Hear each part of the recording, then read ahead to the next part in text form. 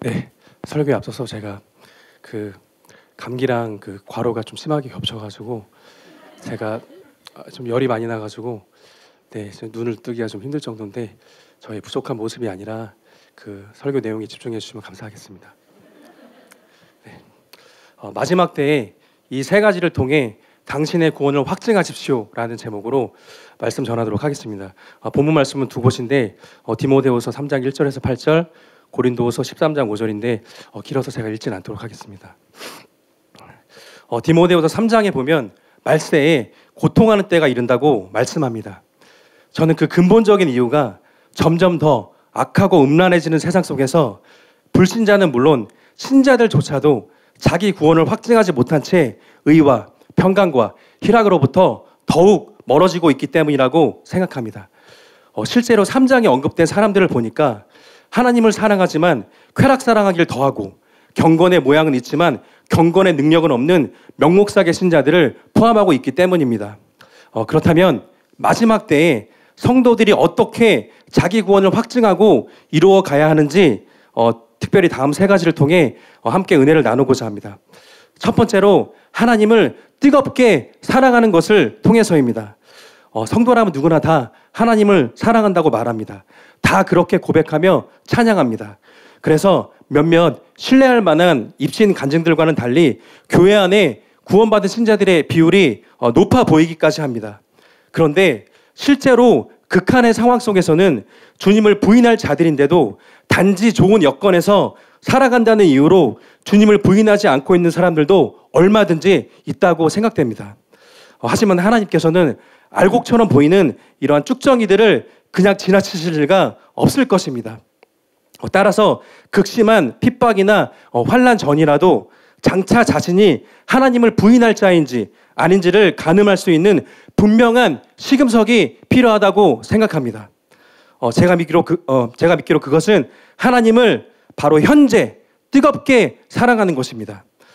초대교회 많은 성도들은 여러 환난과 핍박 속에서도 하나님을 뜨겁게 사랑했습니다. 또한 이런 하나님 사랑을 뜨거운 형제 사랑으로 이어갔습니다. 바로 여기서 주목해야 할 것은 바로 이러한 사랑이 모든 두려움을 내쫓는다는 것입니다. 요한일서 4장 18절에 사랑 안에 두려움이 없고 온전한 사랑이 두려움을 내쫓나니 두려움에는 형벌이 있음이라. 이처럼 자기 안에 미지근한 사랑이 아닌 온전한 사랑을 이룬 사람은 어떤 핍박이나 환난 속에서도 심지어 하나님의 심판대 앞에서도 결코 두려워하지 않을 것입니다. 왜냐하면 자기 영혼의 구원을 스스로 확증하기 때문입니다. 적지 않은 많은 사람들이 핍박이 찾아오면 안식을 얻고자 자기 신앙을 타협하는 경우들이 있습니다. 하지만 진정한 안식은 더 나아가 궁극적인 구원은 하나님을 뜨겁게 사랑함으로써 어떤 핍박이라도 감당하겠다는 그런 믿음 안에서만 주어질 것입니다. 이런 면에서 저는 환난 전 휴거인지 환난 후 휴거인지 별로 관심이 없는 것 같습니다. 결국 어느 쪽이든 과연 제 안에 환난을 통과할 수 있는 믿음이 있는지, 다시 말해 하나님을 향한 뜨거운 사랑이 있는지를 하나님께서 불꽃 같은 눈으로 꿰뚫어 보실 것이기 때문입니다. 그러므로 안락한 상황에서 하나님을 사랑한다는 자기 고백을 너무 맹신하지 말아야 할 것입니다. 또한 하나님보다 쾌락을 더 사랑해서는 결코 다가오는 핍박과 환난을 견디지 못할 것입니다.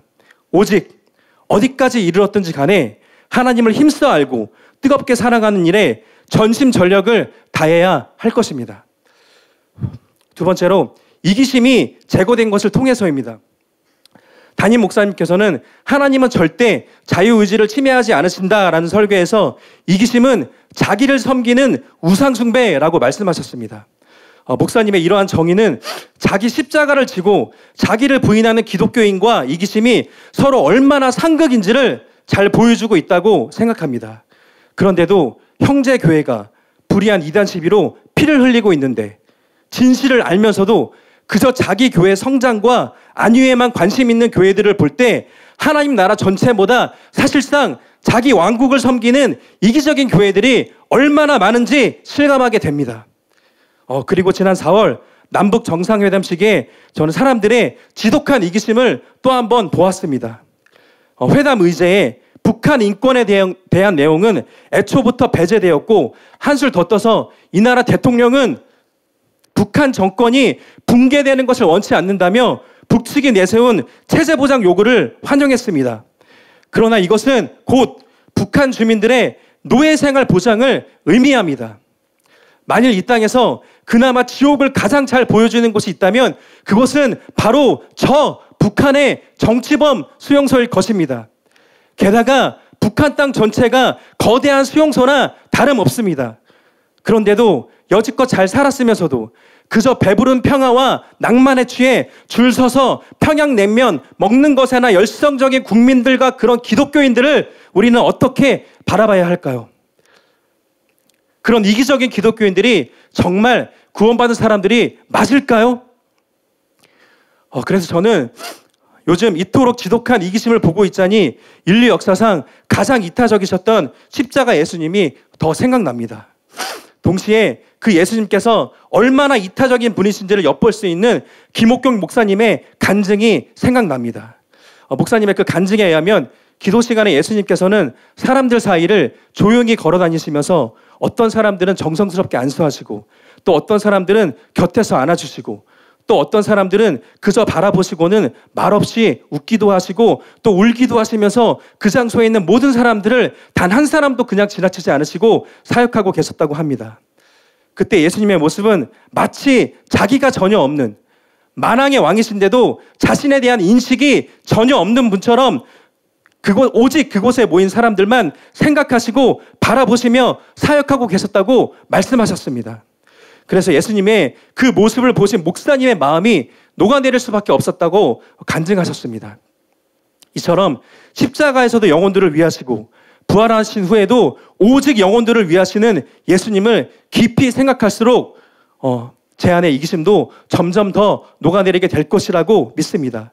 담임 목사님의 말씀처럼 이기심은 노력이 아니라 사랑으로 녹아지는 것이기 때문입니다.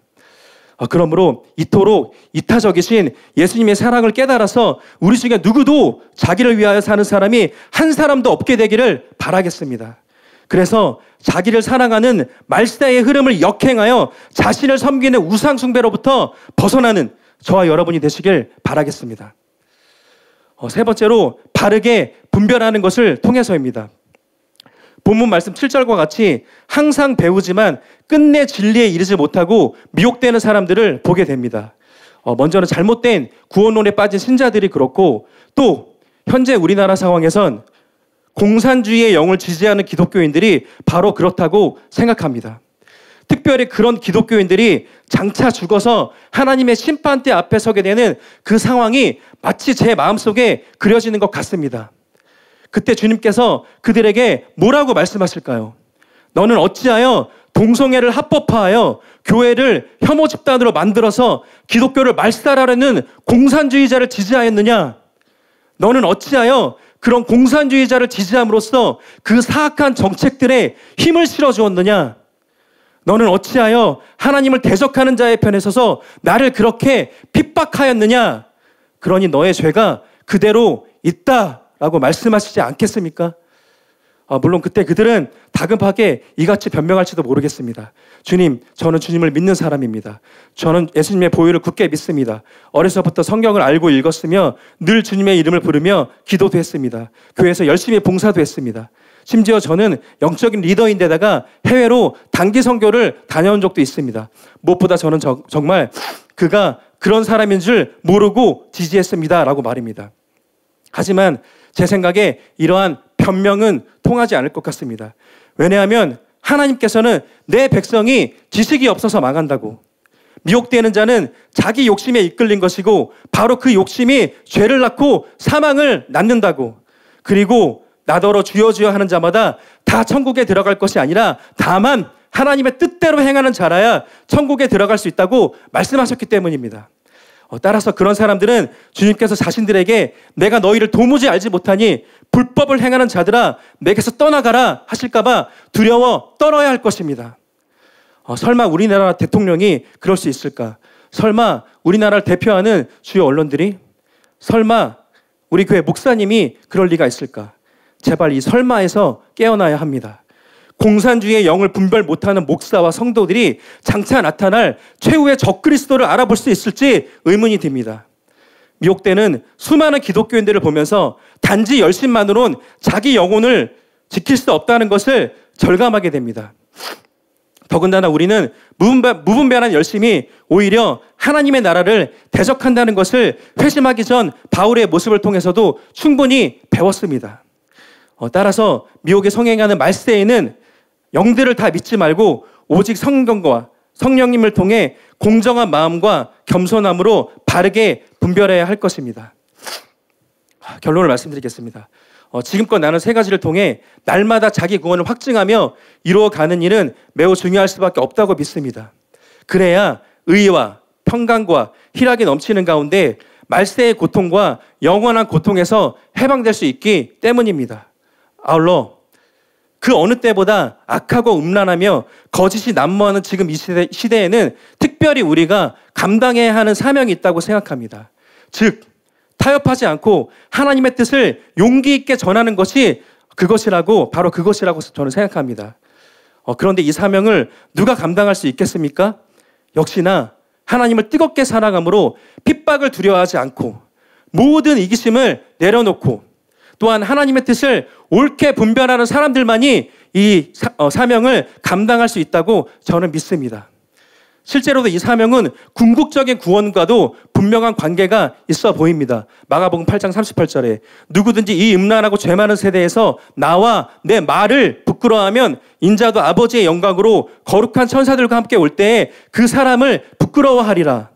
이 말씀의 의미는 이 악하고 음란한 세대에서 그분의 말씀을 부끄러워하면 그런 사람은 마지막 날에 부끄러움을 당할 것이라는 의미입니다. 게다가 이 구절에서 부끄러워하다라는 동사는 헬라어로 에파이스퀴노마이인데 그 의미와 용례를 종합해보면 수치스러운 감정을 바탕으로 강하게 부인하는 상태를 의미합니다. 다시 말해 복음에 나타난 하나님의 통치와 그분의 거룩하신 뜻을 전하기를 주저하며 끝까지 침묵하는 기독교인들을 예수님께서도 수치스러워하시고 강하게 부인하실 것이라는 의미일 것입니다. 그런데도 동성애가 죄라는 하나님의 말씀을 부끄러워하는 기독교인들이 얼마나 많은지 모르겠습니다. 현 정권이 공산주의를 지향하고 있고 그 공산주의가 적그리스도의 영이라고 말하기를 부끄러워하는 목회자들은 또 얼마나 많은지 모르겠습니다. 늘 입버릇처럼 하나님을 자랑하면서 유독 그분의 말씀은 사람들 앞에서 부끄러워한다면 그런 사람은 하나님을 부끄러워하는 사람이 분명합니다. 왜냐하면 하나님과 그분의 말씀은 하나이기 때문입니다. 분명 사도 바울도 자신의 사명을 감당하는 것이 복음, 곧 구원에 참여하기 위함이라고 고백했습니다. 그렇다면 사람들 앞에서 하나님의 모든 말씀을 부끄러워하지 않고 시인하는 것 역시 궁극적인 구원을 위해 모든 믿는 자들이 감당해야 하는 보편적인 사명이라고 저는 믿습니다. 그렇다면 저와 여러분은 어떻습니까? 혹시 사람을 두려워하거나 주님의 뜻을 전하기가 부끄러워서 이 악하고 음란한 세대 가운데서 침묵하고 계시지는 않습니까? 또한 저와 여러분의 구원은 정말 확증되었습니까? 만일 그렇지 않다면 이제라도 보다 확실한 구원에 참여해야 할 것입니다. 그래서 말세의 고통에서 해방되기를 원합니다. 더 나아가 오직 하나님의 뜻만을 담대하게 전하고 외침으로써 자기 구원을 더욱 힘있게 확증하기를 원합니다. 그래서 장차 하나님의 심판대 앞에 섰을 때 주님으로부터 사랑하는 나의 자녀야 내가 너를 기다렸다. 착하고 충성된 나의 종아 수고 많았다. 라는 말을 듣게 되기를 진정으로 원합니다. 반드시 그런 저와 여러분이 되시길 예수님의 이름으로 축복합니다.